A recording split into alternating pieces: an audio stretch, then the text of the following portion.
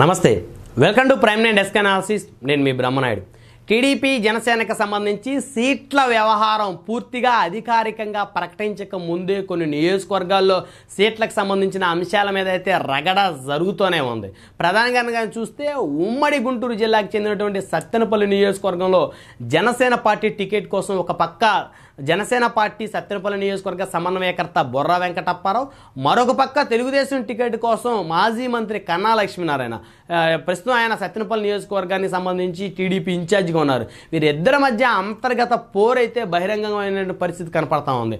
ఇటు కన్నా లక్ష్మీనారాయణ సైతం నియోజకవర్గ వ్యాప్తంగా పర్యటన చేస్తూ ఉన్నారు. అదేవిధంగా సత్తెనపల్లికి చెందినటువంటి బొర్రా వెంకటప్పారావు ఆయన ఇక్కడ సమన్వయకర్తగా నియామకం దగ్గర నుంచి కూడా జనంలోకి జనసేన పేరుతోటి నియోజకవర్గ వ్యాప్తంగా విస్తృత స్థాయి సమావేశాలకు సభలకి బొర్రా వెంకటప్పారావు శ్రీకారం చుట్టారు. అయితే ఇక్కడ టికెట్ తనకి ఇవ్వాలని, తనకిస్తే భారీ మెజార్టీతో గెలుస్తానని చెప్పేసి గతంలోనే జనసేన అధినేతకి చెప్పానని, అంబటి రాంబాబుని ఓడించి మీకు గిఫ్ట్గా ఇస్తానంటూ ఎప్పుడైతే పార్టీలో చేరే ముందే జనసేన అధినేతకి చెప్పానని చెప్పి బొర్రా వెంకటప్పారావు ప్రతి గ్రామం అయితే ప్రచారం చేస్తున్న పరిస్థితి ఉంది.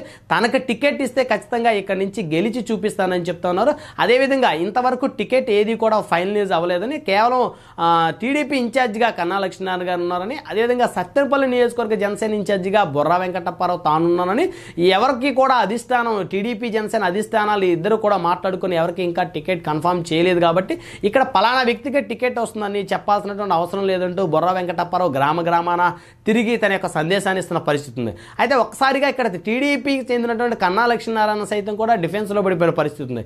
మొదటి నుంచి కూడా ఉమ్మడి గుంటూరు జిల్లాలో యాంటీ టీడీపీ రాజకీయాలు నడిపిన కన్నా లక్ష్మీనారాయణని తెలుగుదేశం శ్రేణులు మరి ఏ విధంగా స్వాగతిస్తారు అనే దాని మీద కూడా అయితే స్థానికంగా ఒక చర్చ అయితే జరుగుతుంది. అయితే ఇటు బొర్రా వెంకటప్పారావు చూస్తే మొదటి నుంచి కూడా మెగా కుటుంబ అభిమానిగా ఉన్నటువంటి పరిస్థితి. అటు సత్తెనపల్లి నియోజకవర్గంలో 2009లో ప్రజారాజ్యం టికెట్ని కూడా బొర్రా వెంకటప్పారావు ఆశించిన పరిస్థితి ఉంది. అయితే అప్పట్లో కేవలం సత్తెనపల్లి చెందినటువంటి టికెట్ని బైరా దిలీప్ చక్రవర్తి కేటాయించడంతో ఆయన కోసం విశేషంగా కృషి చేశారని చెప్తా ఉన్నారు. అయితే ఆ తదనంతర కాలంలో టీడీపీ జనసేన కలిసినటువంటి తరుణంలో తెలుగుదేశం పార్టీ తరపు నుంచి ఆయన క్రియాశీలంగా ఉన్నారని, జనసేన పార్టీ సొంతగా పోరాటం చేసేటువంటి క్రమంలో జనసేన పార్టీలో చేరని చెప్పేసి బొర్రా వెంకటప్పారావు చెప్తా ఉన్నారు. మొత్తానికి కనుక చూస్తే సత్తెనపల్లి సీటు రచ్చ అయితే ఖచ్చితంగా ఇటు టీడీపీ అధిష్టానానికి జనసేన అధిష్టానానికి తలనొప్పిగా మారిందని చెప్పొచ్చు. అయితే ఒక పక్క కన్నా లక్ష్మీనారాయణ చూస్తే సీనియర్ నేతగా ఉన్నారు, 5 సార్లు ఎమ్మెల్యేగా పనిచేశారు, మంత్రిగా పనిచేశారు.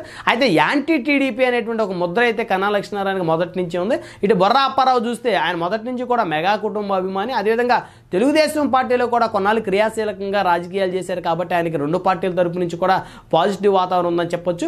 ఆర్థిక విషయాలు కనుక వస్తే బొర్రా వెంకటప్పారావు తాను గెలిచేంత వరకు ఎన్ని కోట్లు పెట్టి ఖర్చు చేయడానికైనా కూడా వెనకాడే పరిస్థితి లేదని, ఇక్కడ జనసేన పార్టీ గెలిపే లక్ష్యం అని చెప్పేసి బొర్రా వెంకటప్పారావు ప్రజల్లోకి వెళ్తుంతో సత్తెనపల్లి టికెట్ ఎవరిది అనే దాని మీద అయితే తీవ్రమైనటువంటి ఒక చర్చ అయితే నడుస్తున్న పరిస్థితి ఉంది. మొత్తానికి చర్చకి తెరపడాలంటే మరి కొద్ది రోజులు ఆగాల్సిందే.